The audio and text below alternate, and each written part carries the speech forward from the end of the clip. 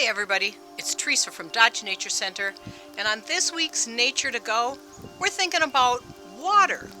Yeah, November is a great month to think about water because of how much it changes over the course of the month. And that's a project that I took on along with our naturalist fellows. For the month of November, we looked at water and how many different forms of water could we find. So I want to show you what I found. At the beginning of the month, the pond was still pretty liquid.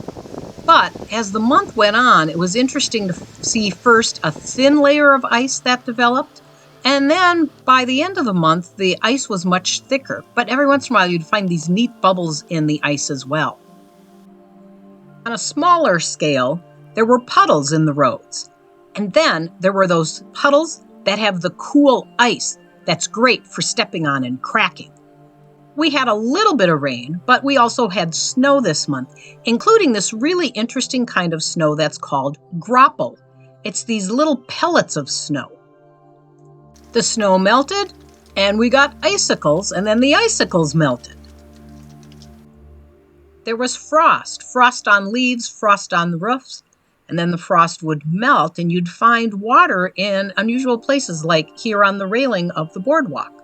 Looking up, I paid attention to the clouds. November is considered one of our cloudiest months, and there were lots of interesting clouds this month. A future episode of Nature to Go will go into identifying what these different types of clouds are. One last thing that I saw was my breath.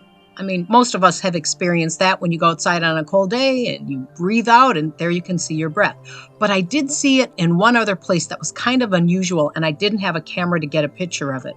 I was taking care of the raptors, and raptors cough up pellets as a way of getting rid of materials their bodies can't digest. The pellet was warm, and when it hit the cold air, it was steaming, just like your breath does when you blow out.